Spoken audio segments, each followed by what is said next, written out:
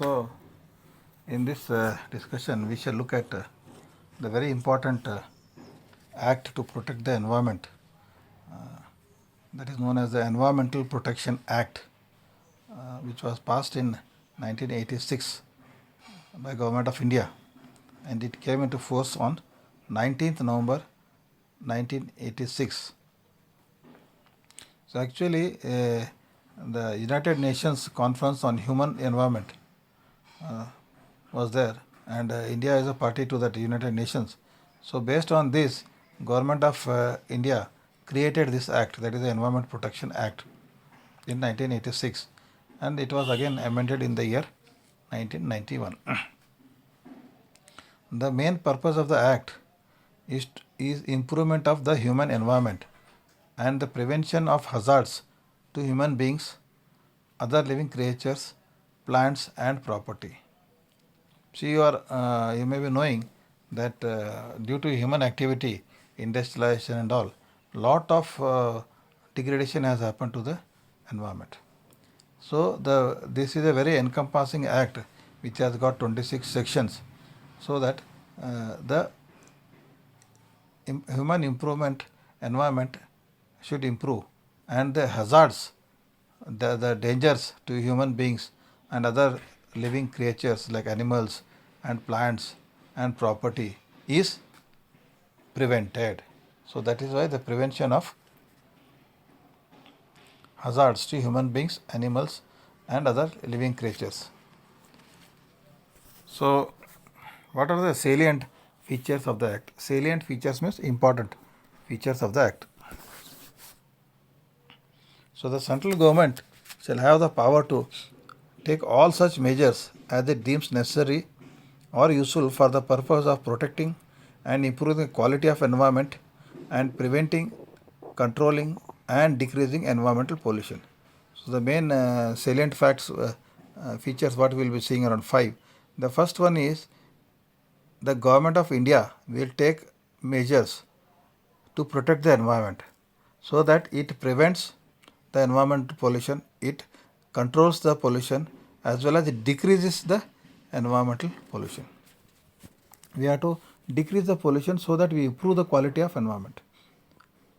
No person carrying out any industry, operation or processes shall discharge or emit any environmental pollutants or permit to do so in excess of such standards as may be prescribed.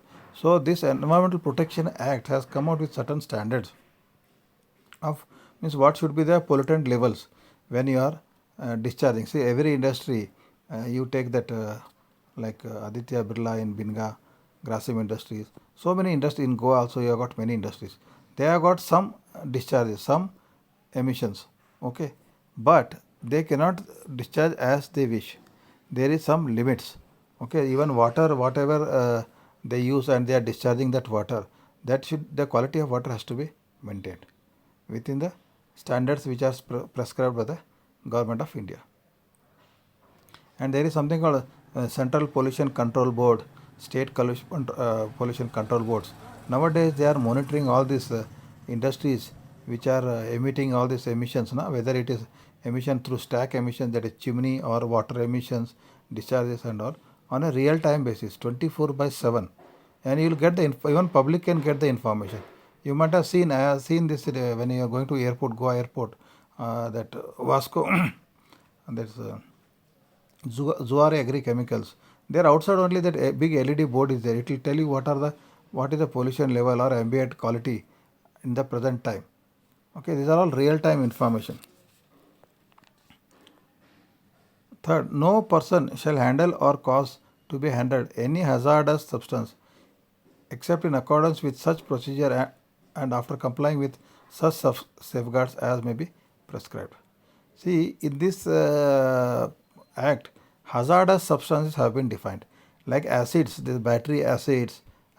There are some substances which are hazardous in nature, so they have been classified, and then how to handle them have been told. We have to follow all the safety guidelines prescribed so that the damage to the human environment, humans, is reduced or avoided, better avoided.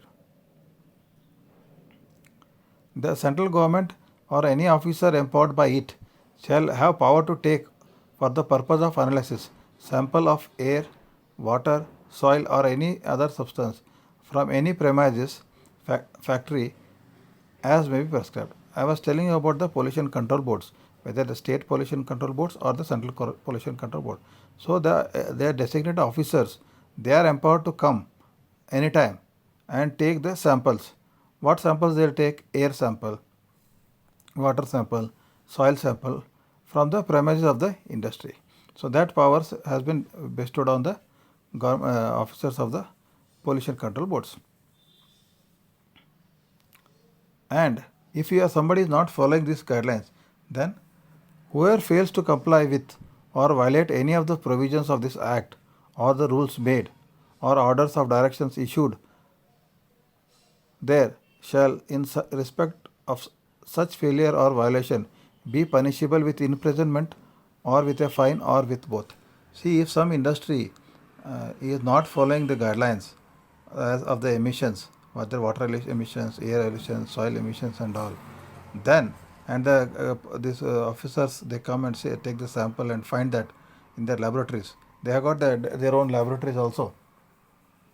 If they find that there is a violation of the orders of the central government or the state government, then such industries are punishable.